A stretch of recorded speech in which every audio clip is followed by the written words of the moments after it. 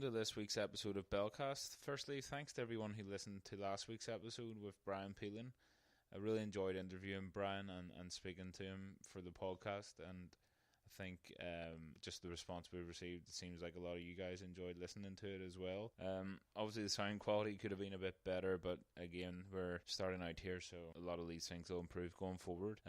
But yeah, I'm looking to get a few more interviews lined up over the next couple of weeks, and I've got a couple of people I'm speaking to this week, so it'll be interesting to speak to all these different people. This week's episode, we're going to chat about a few things that I've found that have stood out for me, basically, over the past week. We'll chat about the Frampton fight that took place last night. We'll chat about the launch of the David Cross Foundation for Reconciliation, which was launched this week. We'll also chat about the ongoing shambles with the glider system that's been introduced into Belfast, and we'll chat briefly about Stormont, or lack of Stormont. So, yeah, hopefully you'll find this episode interesting. And so last night I was at the Frampton fight in Windsor Park, which, to be honest, was fantastic. One of the best atmospheres I've ever experienced. It was like a Northern Ireland match, only, nearly twice the atmosphere, which I didn't think was possible. But it was just such a great night to showcase Belfast and Northern Ireland and just show that we can put on these huge events. And the whole world was watching last night, the world of boxing. Easily a few million people would have been watching that as well. Obviously, over the past week, we had a lot of drama, a bit WWE wrestling-esque drama from Tyson-Fury and Deontay Wilder. I think there was a video knocking about on Facebook of one of the boxers throwing half a chicken in Nando's at Deontay Wilder. So stuff like that is, I think a bit silly and a bit of intentional dramatics just to try and promote future fights. But yeah, just in Windsor Park last night, it was just fantastic. Great to see so many different people as well, and I'm sure a lot of people there, that would be their first time in Windsor Park. Because a lot of people, there's a misconception that Northern Ireland matches and things like that aren't inclusive. But, as a supporter of Northern Ireland, and I go to every single home game, and I was at the Euros as well, it's a very, very different atmosphere and a very different setup than it used to be. I know maybe 10 or 15 years ago, it would have been, there would have been some sectarian chanting, things like that, which obviously isn't acceptable, but now it's ever more inclusive. But I just find it ironic, and it's positive as well, obviously, but it's ironic that things like fighting, like boxing, are the things that unite people in Northern Ireland. It's a bit ironic with our past, but there was boxers there last night. You have Paddy Barnes, Marco McCulloch from Shankill. You had a whole range of boxers, but everybody there was supporting them regardless of what their background was, where they're from. It's like in boxing, it's our only, I'd say, truly unified sport where we can just get behind people and just support them just because they're from here, not because they're from one community or the other. Frampton himself is just a fantastic role model for everybody in Northern Ireland to look up to. I say there's just so many aspects about how he conducts himself and his life that are really, really positive, and there's a lot of things he encompasses that are really positive things about Northern Ireland. He's in a mixed marriage, and I use that term loosely because in Northern Ireland it's strange that we refer to people who are Catholic and Protestant but both married as a mixed marriage, when anywhere else in the world a mixed marriage is between two people from different races. And yeah, it's just, I find it a bit silly over here when two people that the only thing that kind of is distinguishable between them is a different form of Christianity, or a different flavour of Christianity, is termed mixed. But we are a unique case over here. So yeah, so he's married. He's got a mixed marriage. He's a supporter of integrated education and sends his kids to integrated schools, which I find is fantastic. Carl is a patron of NICE, which is the Northern Ireland Council for Integrated Education, and he puts a lot of time aside to go to different schools and meet people. he's a very busy man, I'm sure, especially with all the training and stuff for his boxing. But there was a few occasions there over the past few weeks and months that he had, went to these schools, and I'm sure it meant the world to the kids that were meeting him.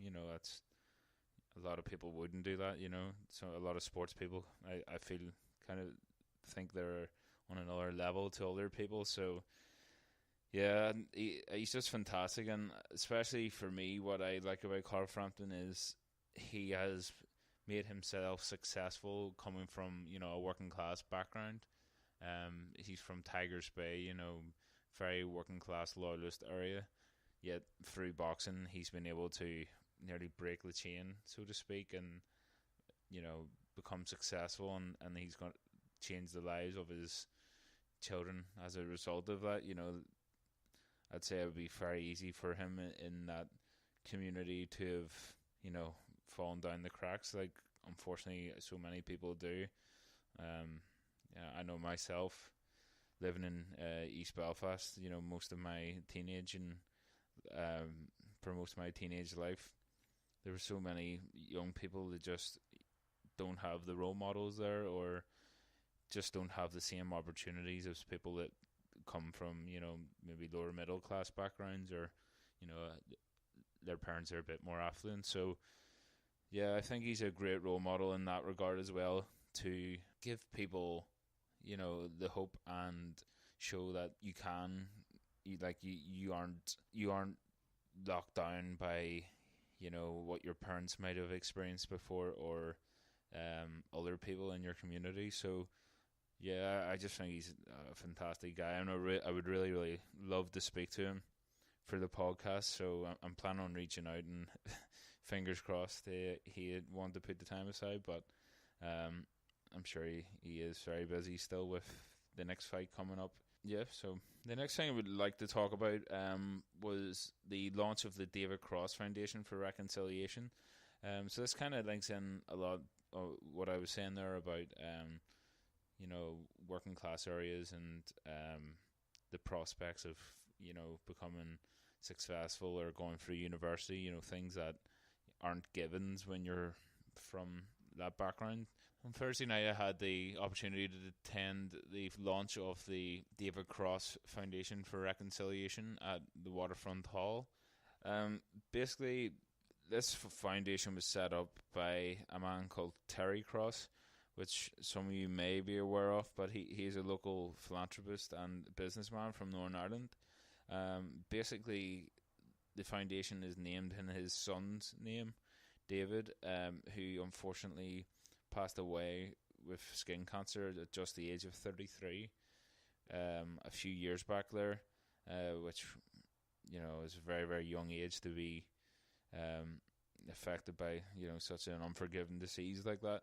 But Terry has nearly changed that awful event into something really, really positive. So he's raised, I believe it's nearly £500,000 for skin cancer research in Northern Ireland, which is fantastic. And it's kind of, it's like it's sad, but it's interesting how something so tragic can lead to positive outcomes, like fundraising for research that might save other people's lives. So I always find that a bit heartwarming, and something that I've tried to do in my own personal life, as I've been affected by cancer, losing my father at a young age. So I always find a lot of hope, and it takes a lot of courage for people to turn something so dark and desperate into something positive like that. So basically,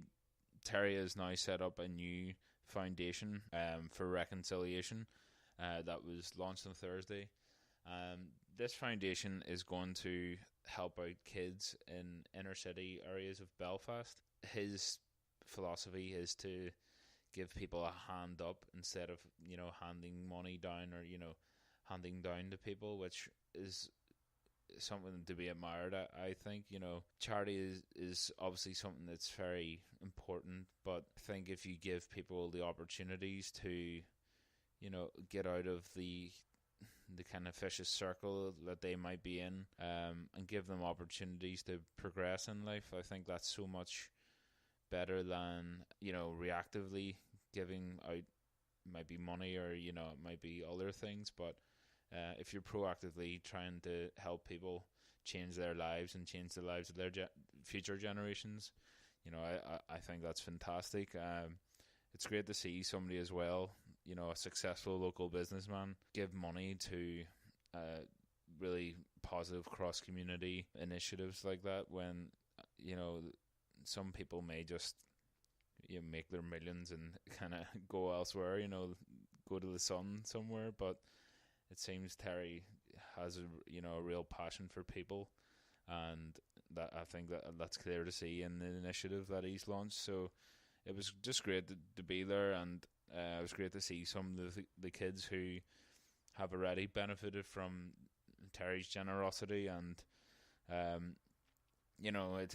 it's easy to get bogged down by the lack of the Stormont executive, and there's so much bad news that the news love to publicise, but things like this usually go under the radar. But this is changing lives. This is making people's lives better and giving people a chance, and I think it's important to give issues like that a bit more of a platform. In the vein of charity, and on the topic we were discussing there, another initiative that I was made aware of over the past week, which is slightly different, was the story of a young man named Ethan McLean. Ethan suffers from a rare form of muscular dystrophy, which has affected him since a young age, and unfortunately it's an incurable disease. But I'd seen a Twitter post from one of my friends outlining an initiative that Ethan's family are trying to do, basically to make his disabled friendly room into an ice hockey themed room. And they've received thousands of ice hockey pucks and memorabilia, and just everything ice hockey related from across the world. There's teams from America that have been sending over signed shirts. There's so much happening. I think the Belfast Giants are helping out, and there was an initiative as well that means that Ethan and his family will be going to Atlanta as well to see one of his favourite teams. So that was just another positive thing that I'd seen recently, and it just gives you a bit of hope, and it shows you the power of social media to improve people's lives, as opposed to it nearly seems like every day people are arguing about one thing or the other on Twitter and Facebook. So yeah, it's great to see people using social media and the internet to make somebody's life a bit easier, or to kind of make some wishes come true for people. So yeah, if you're interested in checking out the initiative that Ethan's family have set up, if you search Team McLean on Facebook, you'll be able to find the Facebook group, and yeah, there's hundreds of people sending stuff over to Ethan, so it's fantastic. So yeah, if you know anybody who has ice hockey memorabilia, or if you have any yourself, and would like to make a young boy happy, then go ahead and check them out on Facebook and get in touch. I'm sure they'll be very happy to speak to you and to see what you would have to give to them. The next thing we'll touch on will be the glider introduction into Belfast, which seems to be an absolute nightmare, to be honest. It's almost every day there seems to be a new issue that's popping up, or people are realising the implications that the glider system's going to have in Belfast, and this is before it's actually been launched. I think it's launched in the first week of September, but already it just seems to be shambolic. One thing I've found a bit worrying is the introduction of these 12-hour bus lanes across East and West Belfast. It just seems like the whole Newton Ards Road nearly appears to be a whole bus lane now.